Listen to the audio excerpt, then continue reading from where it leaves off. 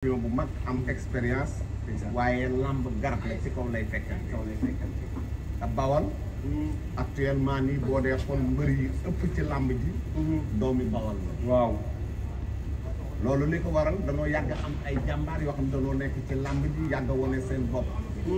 seeni doom seeni rak seeni jarbaat gis loolu roy ko kenn ci ñoom nag di Tapha Tine di mbër waaw boo ko séenee kenn du laaj ana mbër mi dëgg la moo ne ko ci jomam moo ne ko ci fullaam ak faydaam ba yegsi ci mu yegsi ñaari jàkkaarloo bi nag du nu ne guléet waaw amoon na fi waaw mu safoon sàpp ci ñoom ñaar mu safoon sàpp ci làmb ba kenn du ko fàtte li waral liñ jóg ni Tapha Tine ak Bombardier ñëpp adhéré c'est parce que dañoo bëgg a gisaat seen combat ñoom ñaar ci diggu géew ñoom ñaar ci diggu géew boo leen gisee ci mbind mi melokaan bi nga xam ne ay mbër ñooy daje di ñu respecté làmb la di ñu respecté doomu aadama di ñu respecté sport ndaxte ñoom ñaar ñëpp mën naa la xamal ni def nañu au niveau bu dee Moustapha dem na bitim réew entraîné na ci salle yu mag am na expérience ci sport te yàgg na ci làmbam yombul njàmbaaram a ko waral njàmbaaram moo waral làmbam yombul du ko jóg bëreeg moom déedéet ndax melokaanam ci bëre ndax melokaanam ñu bëri dañoo yaakaar ni xeex dong la man waaw déedéet boo xoolee ñaari combat yi mu mujjee bëri yëpp ay jël bëri kese la dëgg la mu doon ci champion te ci des expérience am léegi bari ndax sur le plan international am na fi ay ndam yu bari yu mu fi indi ci MMA champion bu mag la ñu am mbégte nag mbégte gi nag mooy làmb ngi yokk bi ñu ñëwee indil nañu koo xamee ni Eric Favre dëgg la mi ngi xool l'œil de l'extérieur la lay xoolee làmb waaye am lu mu ci gis ci ay xaritam ci ay soppeem bëgg làmb di sportif ñëw taxaw pour yëkkati bis bi ñuy am yaakaar ni combat bi le 12 combat bu am solo la te dina yokk làmb rawatina nag lii mu ci boole ñii ku ci nekk ci année 2000 yi début 2005 2006 2007 ñoom ñii géewal nañ leen feesal nañu stade Demba Diop muy Tonnerre mii ñëpp xam nañ loolu dëgg la ah yaakaar naa ni Mame Balla borom top 5 borom top 5 saa wu bëree rek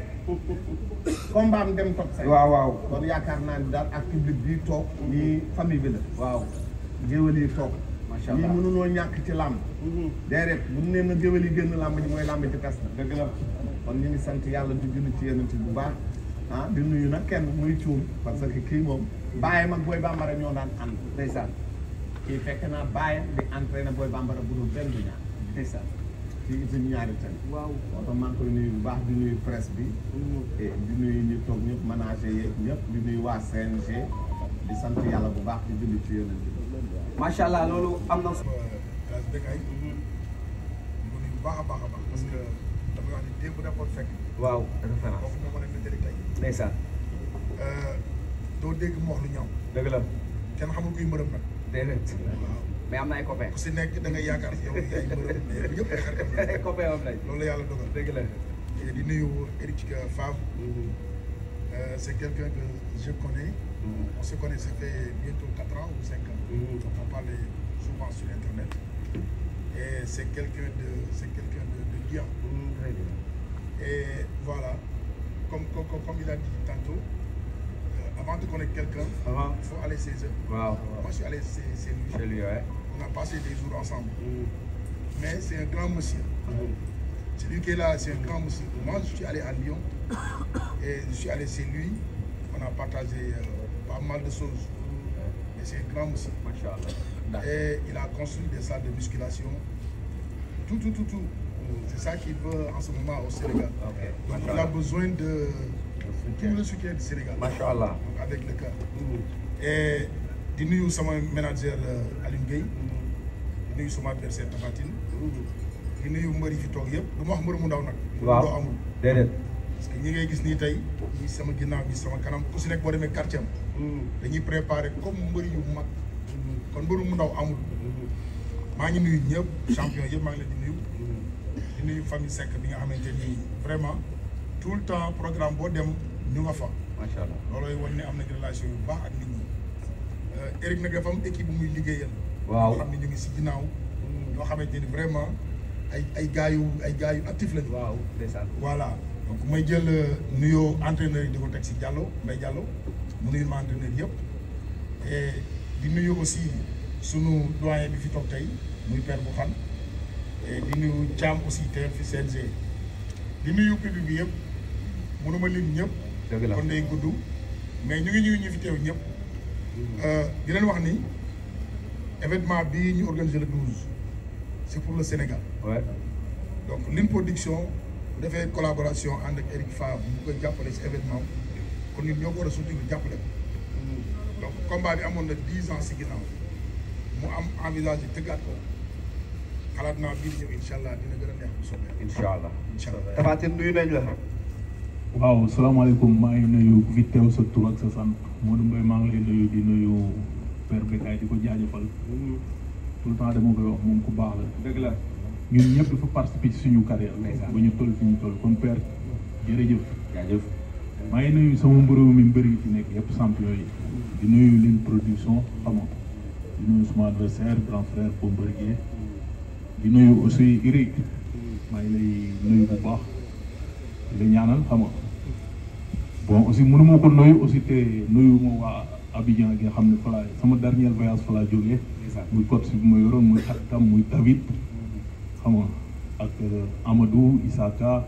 Kamso Moussou mooy ñi ma doon liggéeyandoo ensemble nga xam ne ñu ñëwoon fii ci événement MMA bi mu organisé woon bientôt lañ delloo quoi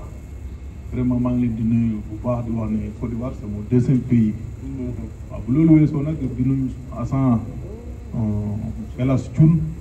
papa Masek Père Bourkhane maa ngi lay nuyu Thiam Sensé Padam maa ngi leen di nuyu xam nga di nuyu suma entraîneur Mbaye Ñing suma ménagère Mbaye Diallo Moussa aca Babou maa ngi lay nuyu moom moo may ba di nuyu waa kër Pape Seck ku fi teew rek maa ngi lay nuyu di nuyu xam nga suñu force de l'ordre yi teew police yi et tout xam nga di am mbégte bu baax di nuyu xam nga sama mbokk séeréer yi yëpp di nuyu mbokk bool yi di nuyu suma famille xam nga di nuyu suma soxna ak njaboot gi yëpp ak njabootam ak yëpp xam nga bàyyiwuma kenn daal di wax ne comme ni ko Bombardier waxee rek daje woon nañ 10 ans ci ginnaaw xam nga la fa xew na ñun ñëpp yaakaar naa teewoon nañu yàlla def na dajewaat nañu incha allahu rabbi léegi nañu xaar bu bees ba rek incha allah comme soreetul bientôt incha allah loolu booy incha allah mbokk yi Mbaye Ndiaye na ñëw wax ci wàllu enveloppe loo xamante ni moom lay liggéey macha allah pour ngeen comprendre Aliou moom yemul foofu rek. La culture domine l'espoir. domine l'espoir. Tout simplement parce que j'ai décidé aujourd'hui de venir habiter au Sénégal, de pouvoir développer mes affaires et investir au Sénégal. Donc il me semblait que la moindre des choses, c'est d'adopter la culture sénégalaise, de la comprendre, de surtout ne pas l'insulter par ignorance. Donc il fallait à un moment donné que je puisse m'initier dans cette culture pour pouvoir la comprendre, la défendre et la mettre à la lumière un petit peu au niveau international. Quand on vient de l'extérieur, c'est vrai que c'est difficile de comprendre votre culture, comme probablement il est difficile pour vous de comprendre d'autres cultures. Et à partir du moment où on a décidé de venir contribuer au développement économique, développement du sport et développement en général d'un pays, il est normal que l'on aille dans les sports qui sont animés également par la culture. Et je suis très très fier et très honoré de pouvoir être un élève là-dedans et d'apprendre un petit peu votre culture et de pouvoir la respecter avant tout et la défendre. Quel est le produit que vous voulez vendre à partir de là? Alors, il est bien évident que je suis un entrepreneur et que la marque Eric Favre aujourd'hui est une marque de nutrition sportive qui est distribuée et exportée dans 72 pays. Mais aujourd'hui, je veux vraiment développer cette marque à travers le sport et aider les jeunes athlètes à pouvoir s'exprimer, à pouvoir évoluer dans la formation au niveau des entraînements. Je suis très heureux également d'avoir reçu pendant 3 ou 4 mois Tapha Tine dans notre Eric Favre Gym à Abidjan, où Tapha Tine a fait un boulot fantastique au niveau physique, au niveau de son entraînement. Et aujourd'hui, il est suivi par ses pairs pour toute la partie volet mystique et autres. Ce que je ne comprenais pas au départ, c'était un petit peu choquant, comme vous l'avez dit. Moi, j'étais vraiment dans une dimension 100% sport pour préparer un athlète du premier jour au dernier jour. Et c'est vrai qu'il faut s'adapter et comprendre un peu ce volet culture et mystique, et l'accepter et le respecter et travailler main dans la main les uns et les autres avec ça, avec beaucoup de respect. Et puis à partir du moment où on se lance dans quelque chose, on en accepte les règles. Vous avez eu à travailler avec Tafa aux entraînements. Vous avez vu Bombardier combattre. Mais qu'est-ce qui t'a poussé à organiser le combat? Alors après, je me suis référé, étant complètement inculte dans le domaine de la lutte, quand je suis arrivé il y a quelques mois, je me suis référé à mon ami Loun, qui est un spécialiste, un professionnel là-dedans, et j'ai décidé de choisir les meilleurs pour m'entourer de ce show. Et puis Elias qui m'a présenté, Elias Chouz qui m'a présenté Tafatine. Et j'ai découvert un petit peu l'histoire du combat qu'il y a eu il y a une dizaine d'années, qui était extrêmement violent quand même quelque part. Et j'ai pensé intéressant de pouvoir également permettre à Tafa de revenir sur le devant de la scène et à Bombardier de cette revanche quelque part. J'ai trouvé que l'histoire était belle et que pour les jeunes lutteurs qui arrivent aujourd'hui derrière, le monde change. Il est vrai qu'il faut respecter la culture et le mysticisme, mais il faut amener un côté show qui est important, qui va permettre aussi aux jeunes lutteurs de pouvoir s'identifier à travers ce sport culture et ne pas tous partir dans le MMA et dans d'autres disciplines, parce que ce serait catastrophique pour la lutte sénégalaise. Vous avez déjà fait un bain mystique? Jamais au Sénégal. Dans d'autres pays, en Thaïlande, j'ai participé à plusieurs choses, je dirais, au Bénin et au Togo, mais je n'ai jamais encore... Mais au Sénégal, non? Jamais au Papa Sénégal. ne vous a pas montré les... Ça viendra. Vous savez, je suis un toubab, un blanc, je suis arrivé il n'y a pas très longtemps, et il est normal qu'au départ on me mette à l'épreuve, qu'on m'observe, qu'on regarde, parce qu'il y a tellement de gens qui parlent, et puis le monde change aujourd'hui. L'Afrique est en train d'évoluer, l'Afrique a une chance immense qui est son peuple, sa terre, ses richesses qui ont été spoliées pendant des centaines d'années aujourd'hui, et on est à un carrefour, à un virage, et il est normal que quand j'arrive ici,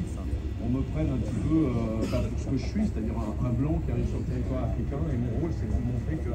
je suis venu ici pour servir et non pas me servir. Ok, on va te trouver des mousselines. Des mousselines, Inch'Allah. Kontaan nañ ci moom bu